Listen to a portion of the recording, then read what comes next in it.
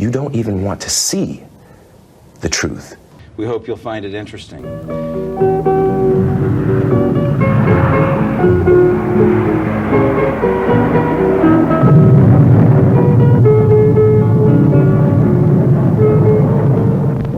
The influence of Marxist-Leninist ideas in the United States is absolutely fantastic. I could never believe it 14 years ago when I landed in this part of the world that the process will go that fast. Lenin. We took inspiration from Lenin and we based our strategy on Lenin. So when I was asked by Mrs. Thatcher, as she then was, to explain these matters to her, I was completely flabbergasted when she said to me, I don't think Gorbachev is a Leninist anymore. And then she also said, I don't think we've been deceived. At least I hope we haven't.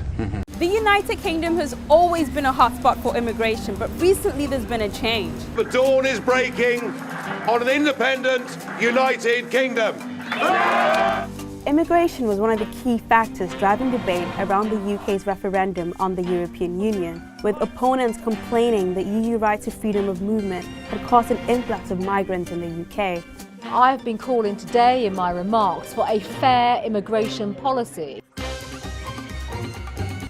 The UK joined what would eventually become the European Union in 1973.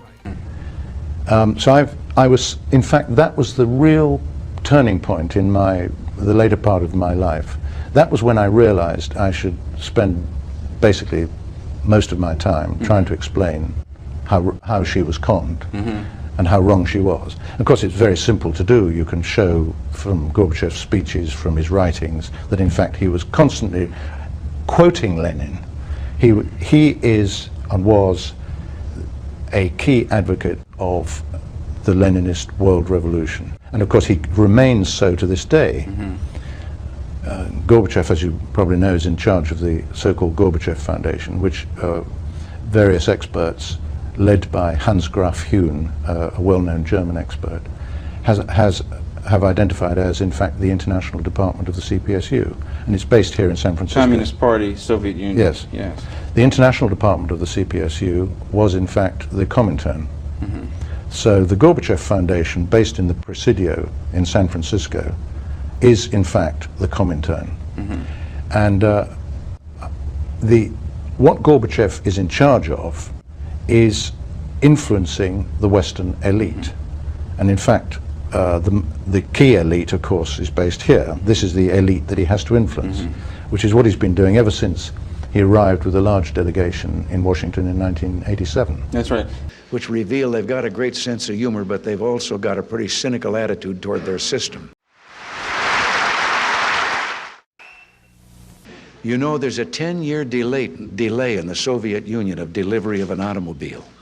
And only 1 out of 7 families in the Soviet Union own automobiles. There's a 10-year wait. And you go through quite a process when you're ready to buy, and then you put up the money in advance. And this happened to a fellow, and this is their story that they tell, this joke. That this man, he laid down his money, and then the fellow that was in charge said to him, okay, come back in 10 years and get your car. And he said, morning or afternoon?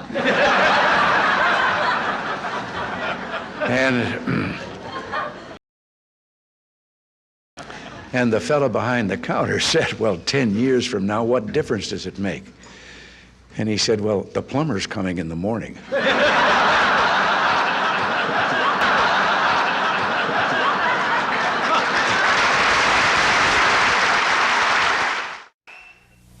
Daniel Moynihan was Assistant Secretary of Labor in both the Kennedy and Johnson administrations. He is the author of the controversial report on the Negro family, unofficially called the Moynihan Report. Long a student of Negro-white tensions in the United States, he is today director of the Joint Center for Urban Studies at MIT and Harvard. I asked Moynihan about the impact of a Dan Watts and a Stokely Carmichael. Well, I would hope we would think that there's something to hope for from a Stokely Carmichael and a Dan Watts. Now, they use a vocabulary that's pretty discouraging and pretty disrupting. People get excited, whites get upset. Well, they want you to get upset. And whoever met a 26-year-old social reformer who didn't want you to get upset with what he had to say to you. But the things that Dan Watts asks for are not things that a person shouldn't be asking for. They aren't things he isn't entitled to. I mean, a man like Dan Watts is a skilled, trained architect, a university man, an American citizen. All he's saying is give me and give us what is by rights the situation of any American, or if you don't, you're going to have trouble. Well, we don't need the trouble. We can give him what he's asking. The trouble he threatens, of course, is violence. He says that he will disrupt American society if it means blowing manhole covers or possibly derailing trains or sniping or whatever, until the white man comes to the bargaining table and negotiates, buys peace from the black man. All Dan Watts has said is that what's already going on is going to continue to go on, and I don't know why he isn't right. I think that he is likely to be right and likely to know more about it than I do, for heaven's sakes. Where I think perhaps he is asking for things he can't quite get is in his own feeling of there are those whites out there and they will come to bargain with us, the Negroes. Unfortunately, or fortunately, life is not that simple. There's no such thing as the Negro or Negro opinion or Negro power any more than there is white or white power. There's just a great mixture, a great confusion, a large system. And it never comes down to neat conclusions of that kind. We will come to the bargaining table and bargain. But there isn't any doubt about one thing, which is that violence terrifies organized communities, middle-class communities. And another fact, and a sad fact of life, is that violence works sometimes. Who is closer to the dissatisfied Negro in the North? Stokely Carmichael, Dan Watts, Martin Luther King? Martin Luther King, surely. He's a much more national figure, but also he's much more in keeping with the political and moral traditions of the Negro American. Negro American is Southern in many of his antecedents, conservative in most of his politics, conservative in his religion, radical on only one point in American life, and that is the point of the equality of the races, and if he's not radical about that, who's going to be? Mike, it could be decisive in this election. It could be decisive because it can tear the Democratic Party apart at the seams in the North, where traditionally low-income whites and low-income Negroes must be on the same side. Today they're not on the same side over civil rights. This could cost the Democrats and cost them heavily. In fact, it could have an effect in 20 out of the 45 freshman Congress seats. The white backlash issue could be the decisive issue November 8th. Thank you, Lewis Harris.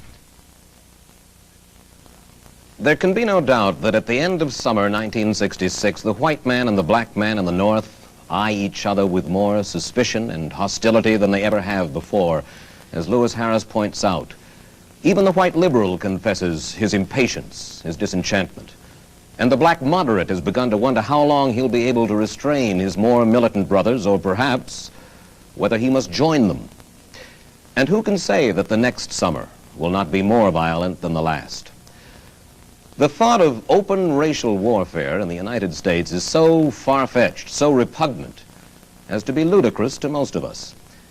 But the bitter question is how to repair the dangerous and widening breach between black and white American. Edmund Burke has said, the only thing necessary for the triumph of evil is for good men to do nothing.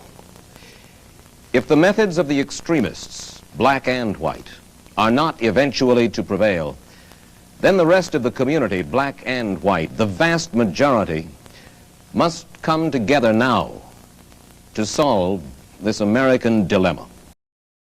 And then it became a thing of like, oh, it's not necessarily that you don't believe that this is the truth. You don't even want to see the truth.